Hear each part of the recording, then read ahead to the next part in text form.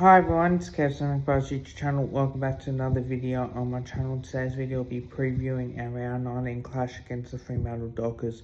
If you are watching Kev's Magpies, welcome, like, comment, share. If you're new to the channel, watch this for the first time, like, comment, share, and subscribe. Now we are playing on a Sunday, so this video should be out by at least Thursday or Friday. But without further ado, I won't get straight into showing. Now we have won 4 of the last 5. Well, same thing with Fremantle as well. They lost to the Sydney Swans. Yes, they beat Hawthorn and they're a top 8 team. But to be honest as well, they've beaten North Melbourne just.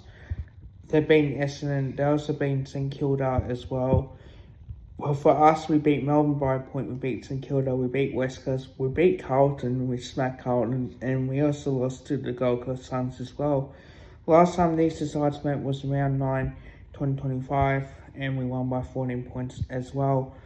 Now, we've only had just the 4 wins and a draw out of this contest.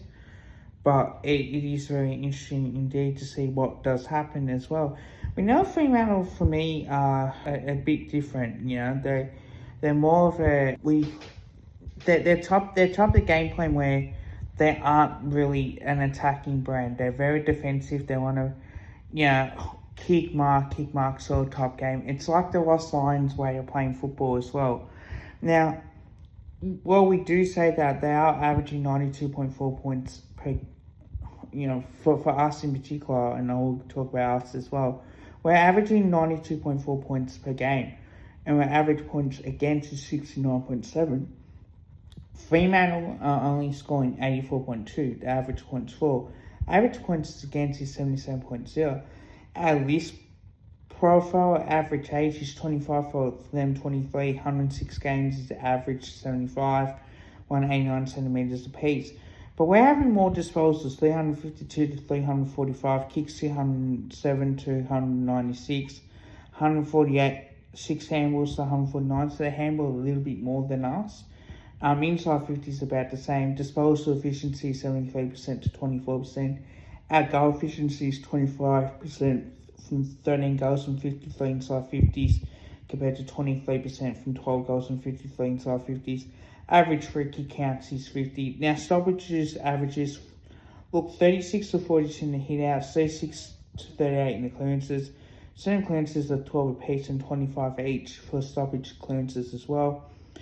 But they're more of an uncontested sort of game as well. They can go quick a little bit, but that's with the win the ball in the stoppages as well, and that's where they want to do the damage. But contested possessions 127 to 132, 216 to 207 uncontested possessions as well, 60-62 turnovers, intercept 66 to 63 as well.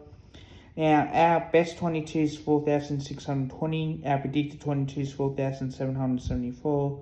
Where Fremantle's best is 4,598.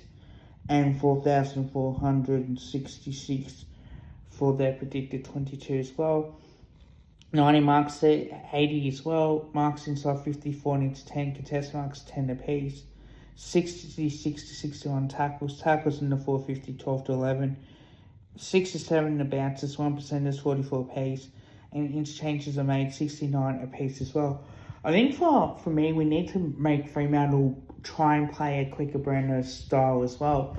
Now, a while against Hawthorn are much more of a running team as well. Fremantle want to try and stop that. What we need to do in particular is not let Fremantle do that. We need to play attacking style football, play 4 quarters. Yes, we want to defend and we want to keep our averages up, in which we're able to do. And we probably could have won the game against the Gold Coast Suns had we kicked straight as well. So I do think this is an opportunity for us to really win the game. I don't want to see us playing a slower brand of football at all. I want us to kick mark. Don't bomb it in. Don't give time. Don't give a chance for Darcy and Jackson to take intercept marks. Move it quickly. Lower your eyes when you go forward, and that way you can get the marks inside 50 as well. And much more important is getting that consistency with it as well. Getting it through with hands is far more important. and that's pretty much the way that we are going to see as well. Now, I do want to touch up on a few injuries concerns as well, which have come across, and Swoop Luke and also Mitch Cleary did report these, so that's how Swoop Luke knew. And I will mention this in this video too, guys. Bobby Hill will not play this week. Now, we were against him playing a VFL game this week, so what we're going to do is give him a full training block, and hopefully he should play next week. Billy Frampton will definitely play next week, as John Nagari will ramp up his training as well. We don't know when he will play as well. But you think Bo McCreevy will definitely play. And I think there is a few other players that are definitely coming back as well. So it should be interesting the way that we go about it. And don't forget, we've got Checkers playing as well. So that's something that we want to see. But apart from the few players that we are getting back that we did rest as well, Lipinski will come back in. So at least that's a huge bonus. Look, I'm not worried about the outs too much. I do think that we've got enough in there, and we've got enough selection. Noel Houston as well. He's out for 2 weeks as well with a abdominal strain as well. But I do want to go through the games as well, and where we need to really beat Fremantle. How do we beat Fremantle is the question. And I think for me, it becomes of playing faster brand of football and stopping Sarong and stopping Brayshaw. If I were Collingwood, if I were Ned Long, I'd take Caleb Sarong. I think he's the most dangerous player that you can ever get. He can have 30 disposals and cut you up. That's something that I would definitely do. And then obviously as well, you need to stop Brayshaw and limit his influence as well.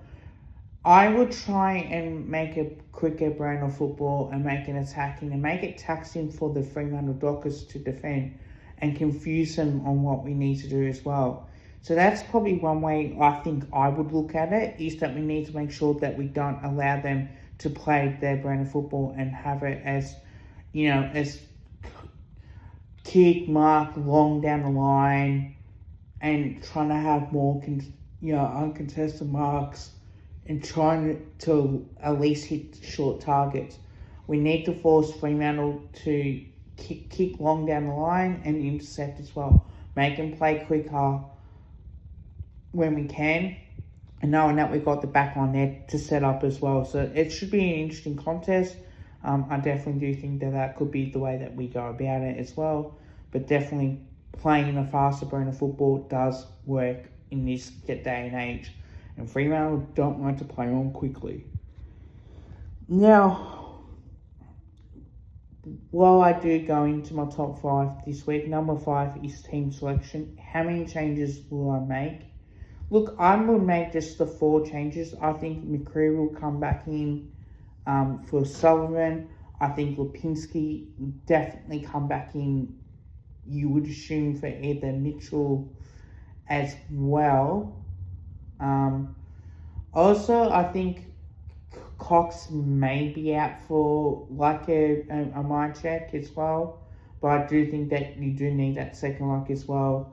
In there, you know that Bobby Hill isn't going to play as well, and I think maybe we have to play Charlie Dean for this week against the Fremantle Dockers, especially with their forward line as well. So we're going to have to try and play him, and then obviously try and do something about the way that they go about it as well. Number 4, I think for me, is our midfield. Our midfield must get on top of Fremantle. We need to make sure that we win the clearances and we put Fremantle in a run for speed. And they're not that quick. They're very slow to be exact. But this is a great opportunity for us to really use our speed. Get Nick Dacos in there, get either Josh Dacos in there, get Bo McCrew, who's got a bit of speed as well. And it definitely does show in the way that we go about it. Even Pendlebury and Ned Long, that's the way that we need to go about it. So I'm really looking forward to what we're doing. But having said that too, our midfield really need to get on top of Fremantle's midfield. They aren't that quick. This is a chance to use our speed as well and drive off halfback as well. Number 3 is, for me, is our forward line and goal kicking. Our forward line really needs to stand up this week. And we need to kick straight. That's clearly is obvious to me. Kicking straight is so important in today's day. You can't afford to miss 4 or 5 behinds without kicking a goal. You can kick 3 goals, 4, but then it depends on where you had the shots as well. So I do think this is a huge opportunity for a forward line to really step up and kick some goals. I'm pretty sure we'll be working on that during the training track as well, and getting that ball movement as well. That's the only way how we must really win the game, especially with our forward line kicking goals as well. Number 2 is the back line. Again, the back line really needs to stand up as well and just play the way that we need to play, and taking that opportunity on really using our speed to get in the run. We know there's no Houston, unfortunately, won't be there. So you think Isaac Quainer will definitely play that way. Might need to tuck Josh Staples back in defence and keep Perriman up in the midfield if we really need to. Or we can play Perriman off our back as well. That's not a problem, is the way that we look at it. But I think it's very important of really making sure that our defence really step up to the plate against this team, and making sure that we do a good job. And it's the only way that we can go about it as well. Number one, I think there's going to be 2 things for that: game plan and tactics, and putting Freo away. Now, what I do mean in that is our game plan, we must come out and play really well against Fremantle at the start. We can't afford to let Fremantle have a sniff early. We must really put them away a little bit, and making sure that we get to a 4-goal head start, and make sure that we can actually do it as well, and make sure that we play our brand of football as well. Do not go in the hands of Fremantle. Tactically, I would stop, again, Sarong. He gets his 3rd disposals. He's dangerous when he uses it. When he gets that time and space, he'll cut you up. So we must stop him. Brayshaw's another one that we must really stop as well. And putting them to the sword, I want us to get off to a good start, get a good lead early, and then continue that. Continue to put Fremantle away and play at least 3 to 3.5 quarters, 4 quarters of footy to even get through that stage where we can put them away. Also, too, if they do get momentum swings, let's make them kick 1 or 2 goals. Not let them kick 3 or 4 or 5. 1 or 2 goals, and then get them back onto it. Right? You can't help it. We're going to make mistakes. Players are going to make mistakes as well when we're playing. You may think that it's a better option.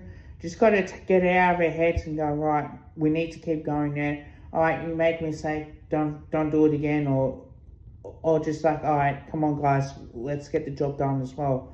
So look, I'm confident we'll win. I'm clearly confident in that as well, and that's based that we've won 4 of the last 5 against them as well. And don't forget as well, 2 guys, that we have beaten them at the MCG as well. They haven't beaten us at the MCG for at least a while as well. I think would have been maybe 2006 potentially as well. It's been a long time since they have beaten us at the MCG. But I do think that this is a good opportunity for us to really win the game. They have not beaten us at the MCG. The last time they actually had beaten us at the MCG, to be honest with you guys, was 2019. And that was when it was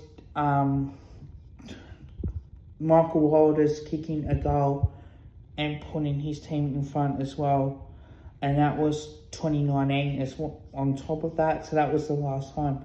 So apart from that, and really like in 2006 and I'm pretty sure 2005 territory, they haven't really been us at the MCG that often. But we have certainly had great records against them as well. So we need to come out and play really well against them, really make sure that we show them what we're made of. We've had big margins as well, and we've also beaten them at Optus Stadium as well. But as we know, round 11 2019 was the last time they beat us at the MCG by 4 points as well. That was under Nathan Buckley's reign. And as we do know for a fact that game right there was the difference. And like I said, Michael Walder's kicking the goal, and he's done it, and he did it twice as well. Look, tips for this game, guys. Look, I'm still going to say Collingwood will get the job done by 30 points. I think we'll come out really well. I wouldn't be surprised if we smash Fremantle, to be honest. I want us to make a statement, but we need to make sure on what we're able to achieve as well. Winning 4 out of the last 5 is very crucial, and we need to make sure that we keep our winning streak going. Normally what happens after the losses as well, that we do respond in a win. And the last twice that we've lost, we have responded. We responded after the Geelong game, when we lost by a few points, and when we got smacked by the Giants as well, we end up responding as well. So we really need to make a statement against Fremantle. This is a game for me where we can't afford to lose 2 in a row. We need to make sure that we come out and play really, really well. But I hope you guys liked the video. Don't forget to drop a like, let's drop a sub. Bye for now.